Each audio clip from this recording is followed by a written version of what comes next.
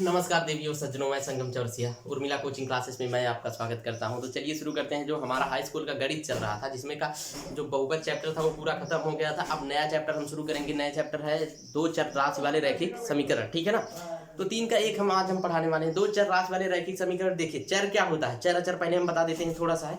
चर क्या होता है, वे राशियां जिनका मान क्या होता है, बदलता रहता है, ठीक है ना। हम लोग कहते हैं बहुत जगह चर खाता है, इसे बोलते हैं मतलब। तो चर क्या होता है, जिसका मान बदलता रहता है। जैसे यक्स का मान कभी 5 आता है, कभी 7 आता है, कभी 8 आता है, 10 आता है, 100 आता है, ठीक है ना, 1000 आता है। इसका मान हमेशा क्या होता है, बदलता रहता है। ए से लेकर अल्फाबेट के जितने अक्षर होते हैं सबका अगर हम मान निकालें, मतलब अगर हम गणितीय फार्मूला बीज गणितीय रूप में रखें तो उनका मान हमेशा क्या होता है, बदलता रहता है, किसी का निश्चित नहीं होता है। तो ये सब क्या राशियां होती हैं, ये सब राशियां क्या होती हैं, ए बी सी, ये सब क्या होती हैं, एक्स वाई जेड, मतलब जो भी है A B C D E F G जो भी है, ये सब क्या होती हैं, चर राशियां होती हैं। क्या होती हैं, चर राशियां, क्योंकि इनका मान निश्चित नहीं होता है, ठीक है। कभी 5 आएगा, कभी 6 आएगा, कभी 10 आएगा, ठीक है। तो इनका मान क्या होता है, कभी भी निश्चित नहीं होता है, ठीक। इसके अपोजिट आते हैं अचर राशियां, ठीक है ना। अचर राशियां क्या होती हैं, वे राशियां जिनका मान निश्चित होता है, ठीक है ना, वे कभी बदलते ही नहीं है, ठीक है ना। वे राशियां जिनका मान क्या होता है, निश्चित होता है, वे कभी बदलते नहीं है। सपोज दैट जैसे देखिए 1 2 3 4, मतलब जो भी हो, ये एक ही रहेगा हमेशा। कभी 2 हुआ है, नहीं हुआ है। 2 हमेशा 2 ही रहेगा, कभी 3 नहीं होगा। तो कहने का मतलब ये है कि वे राशियां जिनका मान निश्चित हो, अचर राशियां होती हैं, और जो बदलती रहती हैं चर राशियां, ठीक है। अब आते हैं सीधा चैप्टर पे। तो चैप्टर हमारा यही है, दो चर राशि वाले रैखिक समीकरण, मतलब हमको अल्फाबेट अक्षर पढ़ना है, ठीक है ना। तो देखिए इसमें का जो पहला क्वेश्चन है, ठीक है, उसमें दिया है आफताब अपनी पुत्री से कहता है। आफताब क्या है, अपनी पुत्री से कहता है कि 7 वर्ष पूर्व, 7 वर्ष पूर्व मतलब 7 वर्ष पहले, मैं तुमसे एक मिनट, 7 वर्ष पूर्व मेरी आय तुम्हारी आय से, ठीक है ना, 7 गुनी थी। किसकी आय 7 गुनी थी, आफताब की आय उसकी पुत्री से 7 गुनी थी, ठीक है ना। उसके बाद अब से 3 वर्ष बाद, अब से 3 वर्ष बाद, देखिए पहले हम शुरुआत कर देते हैं। मान लेंगे, इसमें बिना माने कुछ नहीं हो सकता, ठीक है ना, बिना माने कुछ नहीं हो सकता, क्योंकि हमको मानना जरूर पड़ेगा, ठीक है। तो देखिए माना आफताब की वर्तमान आय मानेंगे, ठीक है ना, वर्तमान आय बराबर यस। हाँ, एक चीज कंफर्म करना चाहते हैं, आयु और आय में अंतर है, ठीक है ना। महिलाएं क्या करती हैं, महिलाएं और पुरुष, देखिए आयु और आय में अंतर ये है कि जो पुरुष होते हैं मतलब आदमी, ये क्या करते हैं, अपनी आय बढ़ाकर बताते हैं। आय मतलब कमाई यानी इनकम, आय अपनी बढ़ाकर बताते हैं। अगर 1500 आदमी कमाएगा तो बोलेगा 2500 हम कमा रहे हैं, ठीक है ना। तो आदमी अपना आय बढ़ाकर बताते हैं, और महिलाएं क्या होती हैं, अपनी आयु घटाकर बताते हैं, ठीक है ना। अगर 40 साल की महिला है, बोलेगी अभी तो 25 साल के हैं, होता है, ठीक है ना। तो यहाँ पर क्या होता है, आफताब की वर्तमान आय यक्स मान लिए, और इसकी पुत्री का, ठीक है ना, पुत्री का वर्तमान आय क्या मान लेंगे, वाई, ठीक है। तो वो कह रहा है आज से 7 वर्ष पहले, ठीक है ना, 7 वर्ष पहले। देखिए 7 वर्ष पहले, अभी मान लीजिए हम 20 साल के, 7 वर्ष पहले 13 साल के तो रहे होंगे, मतलब 7 साल कम होगा ना। तो 7 वर्ष पहले यहाँ पर निकालेंगे, 7 वर्ष पूर्व मतलब होता है पहले।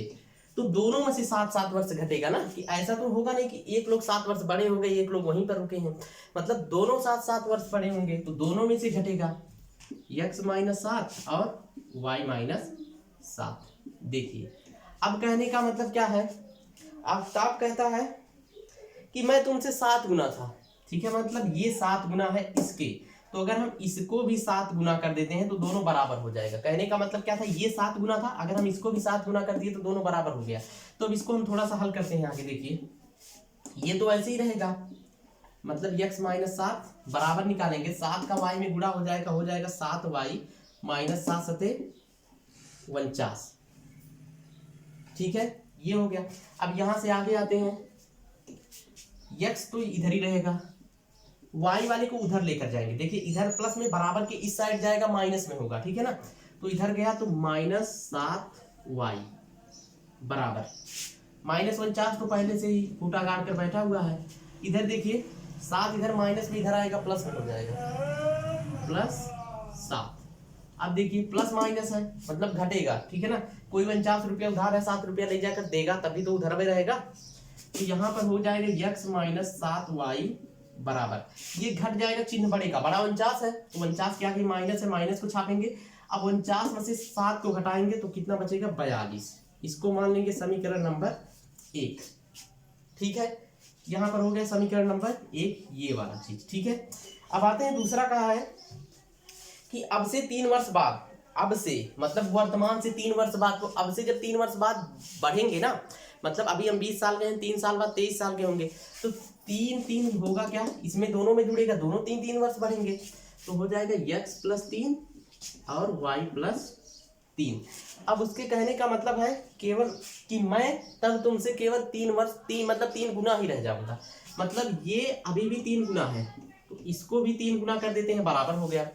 अब देखते हैं अगर इसको हम हल करेंगे तो x प्लस 3 इधर ही रहेगा, x प्लस 3 बराबर 3 का y में गुणा होगा 3y प्लस 3 त्रिका 9। आगे इसको हल करेंगे, यहाँ पर x ही रहेगा, y को x के साइड लेकर जाएंगे, इधर प्लस में है उधर जाएगा माइनस में, तो माइनस 3y हो जाएगा बराबर 9, तो इधर ही है 3 इधर प्लस में इधर आएगा माइनस में, फिर ये पूरा इसको ऐसे उतार देंगे x माइनस 3y बराबर 9 में से 3 जाएगा 6, ये बन गया समीकरण नंबर 2। अब उसमें क्या था, बीजगणितीय रूप में भी लिखना है, ठीक है ना, बीजगणितीय रूप में, तो बीजगणितीय रूप ये इसका एक समीकरण और ये दोनों बीजगणितीय रूप में हो गया, ठीक है। अब क्या करना है, ग्राफ बनाना है, तो चलिए ठीक है ग्राफ हम बनाते हैं। इसका स्क्रीनशॉट ले लीजिए, इसको थोड़ा सा मिटाना पड़ेगा।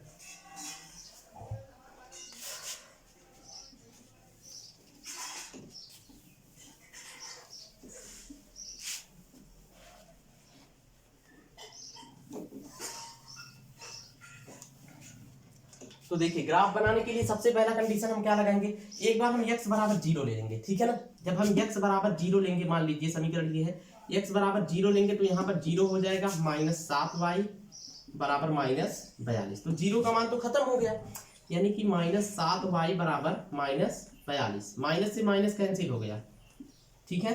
अब 7 छक 42 यानी y बराबर 6। तो हम निर्देशांक कभी भी लिखते हैं तो x कामा y इस तरीके से लिखते हैं, x कामा y, तो यहाँ पर हम x क्या लिए हैं 0, मतलब 0 कामा y 6 निकला।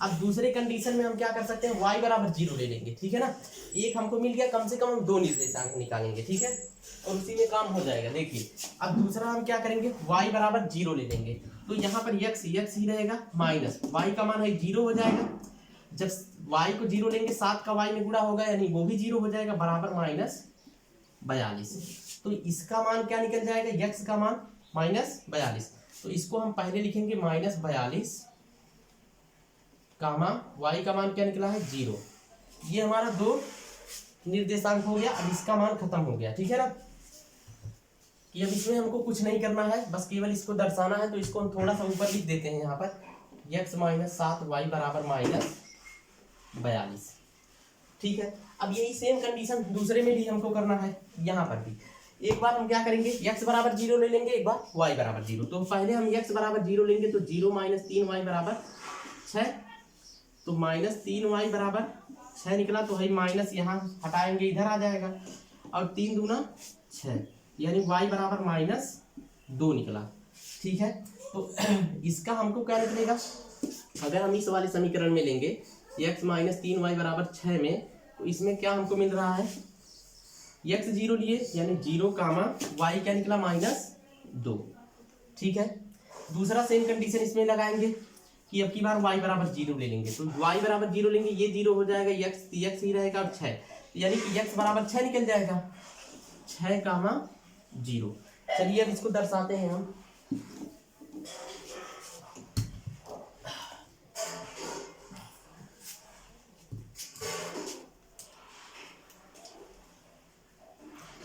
तो देखिए पहले हम ग्राफ बनाएंगे, कुछ ग्राफ जितने लोगों के पास कापी होगी ग्राफ कुछ इस तरीके से जाएगा, ठीक है।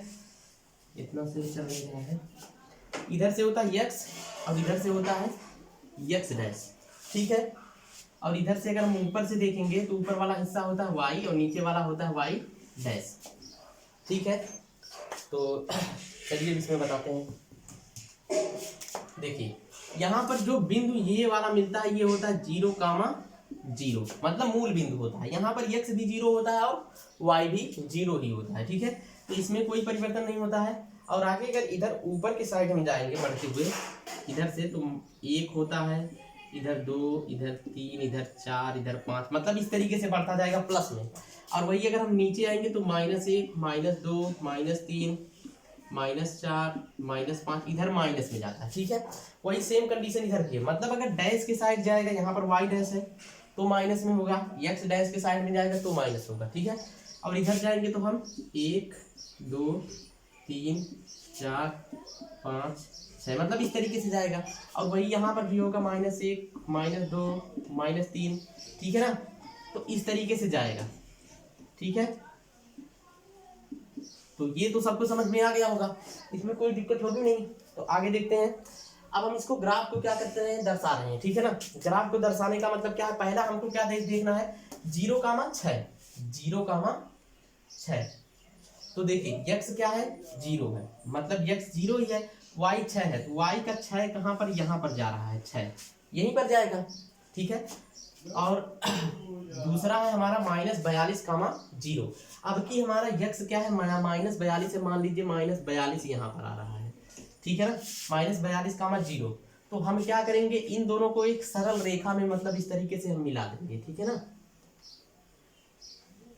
इस तरीके से इसको हम क्या कर दिए, मिला दिए। और यहाँ पर ये बिंदु क्या है, -42, 0, ठीक है।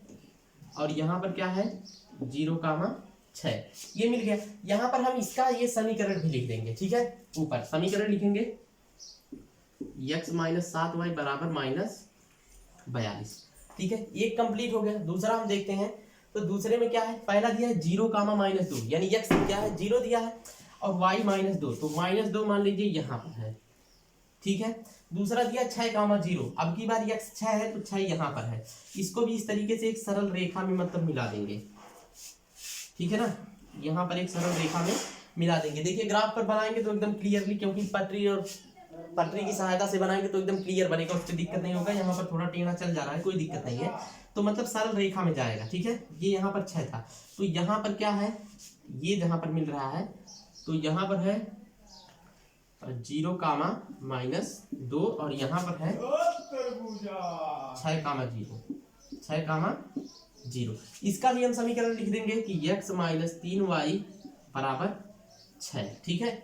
तो ये हो गया ग्राफीय विधि, मतलब इसका ग्राफीय रूप। और जो पहले हम समीकरण बनाए हैं वो क्या है, बीजगणितीय रूप, ठीक है। तो यहाँ पर ये सवाल यहाँ पर खत्म होता है। अब आते हैं दूसरे नंबर के क्वेश्चन पर, ठीक है।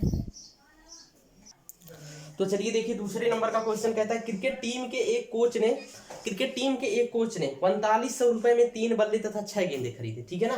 4500 रुपए में 3 बल्ले तथा 6। तो यहाँ पर मान लेंगे, माना एक बल्ला बराबर x और एक गेंद बराबर y, ठीक है। तो 4500 रुपए में 3 गेंद और 6 बल्ला उसने खरीदा। तो 3 गेंद मतलब एक गेंद का x, तो 3 गेंद का 3x, ठीक है। और एक मतलब एक बल्ले का x, तो 3 बल्ले का 3x हो गया। और फिर कहा है 6 गेंद, तो एक गेंद का अगर y, तो 6 गेंद का 6y। तो अगर दोनों खरीदेगा तो दोनों का पैसा साथ में देगा। तो दोनों का पैसा अगर मिला कर दे रहा है तो कितने में, 4500 में। ये समीकरण नंबर 1, और ये है बीजगणितीय रूप, पहला समीकरण, ठीक है। दूसरा कहा है, बाद में उसने एक बल्ला और इसी प्रकार की 2 गेंदें, एक बल्ला और खरीद रहा है। तो एक बल्ले का दाम x है, इसमें कुछ करना नहीं, x प्लस कर देना है। और इसी प्रकार की 2 गेंदें यानी कि 2y कितने में खरीद रहा है, आपकी बात 1300 रुपए में, बराबर 1300। ये हो गया समीकरण नंबर 2, और ये है बीजगणितीय रूप, ठीक है ना। तो अब इसको करना क्या है, अब इसको हमको ज्यामितीय रूप में, मतलब ज्यामितीय ग्राफ बनाना है, ठीक है। तो चलिए देखते हैं ग्राफ इसका बनाते हैं। तो कुछ करना नहीं है, एक बार हम x को 0 लेते हैं। तो अगर हम x को 0 लेंगे तो 0 प्लस ये 3 का 0 में गुणा होगा, 0 हो जाएगा। 6y बराबर निकल जाएगा 3900, ठीक है। 6 से इसको काट देंगे, 6 छवा के 36, 3 बचा 30, 6 5 30, यानी 650। y बराबर क्या निकला, 650, यानी निर्देशांक निकलेगा 0, 650। 50।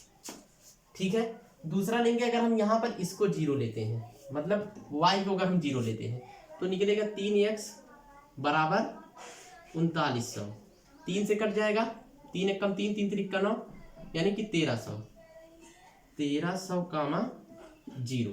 ये दो निर्देशांक हमारा बन गया। ठीक है ना, आते हैं इसमें देखते हैं। अगर हम x बराबर 0 लेते हैं तो 0 प्लस 2y बराबर 1300। 2 से इसको हम काटेंगे, 2 छक 12, 1 बचा 10, 2 5 10, यानी 650। यहाँ भी 0 कामा 650 ही बनेगा। और दूसरा अगर हम देखते हैं y बराबर, अगर हम यहाँ पर 0 लेते हैं यानी 0, तो x बराबर क्या निकल जाएगा 1300। ठीक है, तो अगला सेम वही हमारा बन रहा है 1300 कामा 0। दोनों समीकरण सेम बन रहे हैं। ठीक है ना, तो इसमें कोई भी दिक्कत नहीं है। चलिए देखते हैं आगे, इसको हम हल कर देते हैं। तो दाम क्यों दोनों का सेम आ रहा है, किसी ने सोचा नहीं। देखिए यहाँ पर अगर हम 3 कॉमन करके इधर भेज देते तो यहाँ पर x बचता है, यहाँ पर 2y, यहाँ भी 1300, 13 3 39, और यहाँ भी सेम, मतलब दाम ना घट रहा है ना बढ़ रहा है, सेम है। ठीक है, तो कुछ करने की जरूरत नहीं है। चलिए देखिए इसका ग्राफ बनाते हैं।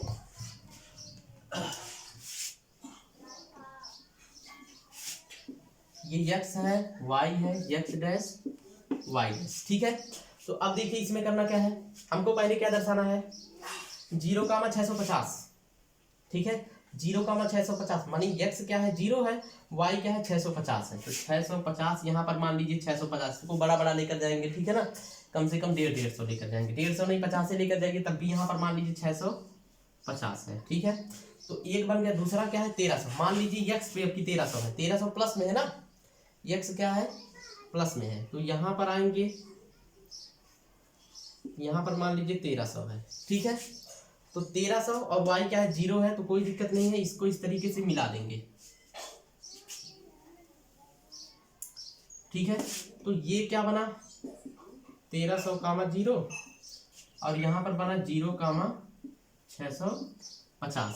समीकरण दोनों इसी पे रख देंगे। ठीक है, ये मूल बिंदु है 0 कामा 0, दोनों समीकरण इसी पे रख देंगे। x प्लस 2y बराबर 1300, और दूसरा भी इस पर रख सकते हैं, इसमें कोई परिवर्तन होगा नहीं क्योंकि सेम लाइन पर वो भी जाएगा। ठीक है, 3x प्लस 2y बराबर 3900, 6y है। ठीक है, तो दूसरे नंबर का क्वेश्चन हो गया खत्म। आते हैं क्वेश्चन नंबर 3 पर। तो चलिए देखिए, जो हमारा तीसरा और लास्ट क्वेश्चन है 3.1 का, उसमें क्या कहा है, 2 केजी सेब और 1 किलोग्राम मतलब 1 केजी अंगूर का मूल्य किसी दिन 160 था। तो मान लेंगे, माना 1 केजी सेब बराबर x और 1 केजी अंगूर बराबर y। इसमें दो राशि हमको मानना पड़ेगा क्योंकि चैप्टर ही है 2 चर राशि वाले रैखिक समीकरण, तो उसमें घबराने की कोई जरूरत नहीं। ठीक है ना, कि अगर हम इसको x मान लेते हैं, इसको 160 माइनस x भी मान सकते हैं बिल्कुल, लेकिन चैप्टर अगर होता है 1 चर राशि वाले रैखिक समीकरण तो ठीक है, तो यहाँ पर क्या है 2 चर राशि वाले रैखिक समीकरण, तो इसको मानना है। तो देखिए क्या कहा है, 2 केजी सेब और 1 केजी अंगूर।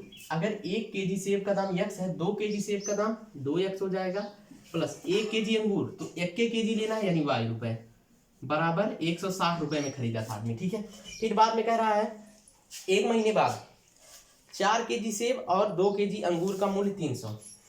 4 केजी सेब, तो 4 केजी, ये मान लीजिए समीकरण नंबर 1, और दूसरा देखेंगे 4 केजी सेब यानी 4x हो जाएगा, प्लस 2 केजी अंगूर, तो 2y बराबर 300। ये समीकरण नंबर 2, और ये हो गया बीजगणितीय रूप। ठीक है, तो यहाँ पर बीजगणितीय रूप खत्म हो गया। अब हमको क्या करना है, निर्देशांक निकालना है, उसको दर्शाना है ग्राफ पर। ठीक है, तो अगर हम x बराबर 0 लेते हैं, 0 प्लस, तो y बराबर क्या निकल जाएगा 160, मतलब 0 कामा 160, एक हमारा बना 0 कामा 160। दूसरा अगर हम y बराबर लेते हैं तो 2x बराबर 160 निकलेगा, आई कट जाएगा, 2 8 16, यानी 80 कामा 0। ठीक है, 80 कामा 0 निकल जाएगा।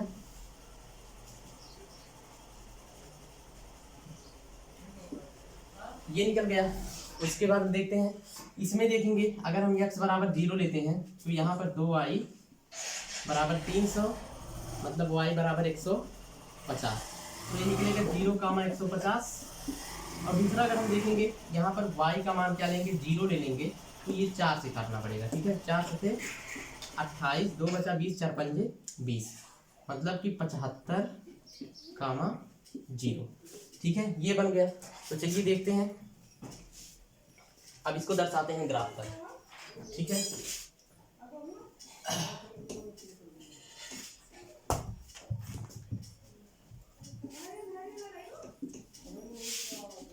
एक्स है, वाई है, एक्स डैश वाई डैश, ठीक है। प्लस वाला इधर रहेगा, इसमें भी प्लस वाला इधर रहेगा। तो देखिए सब प्लस में है, कोई दिक्कत नहीं है। 0,150, ठीक है। किसी को पहले दर्शा सकते हैं, कोई दिक्कत नहीं। 0,150, 0 तो 0 है, यानी x 0 है, y 150 है, तो हम मान लेते हैं y का मान 150 यहाँ पर है, ठीक है। थोड़ा नीचे मानते हैं, 150 मान लीजिए यहाँ पर है। और दूसरा क्या है 75। जब हम एक समीकरण लेंगे, दोनों का मैच हम एक ही लाइन पे करेंगे, ठीक है ना। यहाँ पर 75 का मान x है, तो मान लीजिए 75 कहाँ पर है, यहाँ पर है, ठीक है। तो 75 कामा 0 है, तो x 75 था, इसको इस तरीके से हम मिला दिए, ठीक है। इसको यहाँ पर हम मिला दिए और निर्देशांक दर्शा देंगे कि ये था 0,150 और ये वाला था 75,0, ठीक है। और इसका समीकरण भी हम यहाँ पर लिख देंगे, 4x + 2y, 4x + 2y बराबर 300, ठीक है। ये हो गया। अब दूसरा सेम चीज देखते हैं, ठीक है। तो दूसरा अगर हम देखेंगे, दूसरा क्या कहता है, 0,160, y 160 है, तो मान लीजिए 160 यहाँ पर है, ठीक है। और दूसरा कहता है 80,0, तो 80 मान लीजिए यहाँ पर 75 था, 80 मान लीजिए यहाँ पर है, ठीक है। तो इसको भी इस तरीके से सरल रेखा मिला देंगे, ठीक है। और इसका भी समीकरण यहाँ पर रख देंगे कि 2x + y बराबर 160। निर्देशांक इसका भी लिखेंगे 0,160 और इसका लिखेंगे 80,0, ठीक है। तो यहाँ पर चैप्टर खत्म होता है। तो अगर वीडियो पसंद आए तो वीडियो को लाइक कीजिए, चैनल को सब्सक्राइब कीजिए, वीडियो को शेयर भी कीजिए। घर पर रहिए, सुरक्षित रहिए, ठीक है। मिलते हैं अगले वीडियो में, तब तक के लिए धन्यवाद।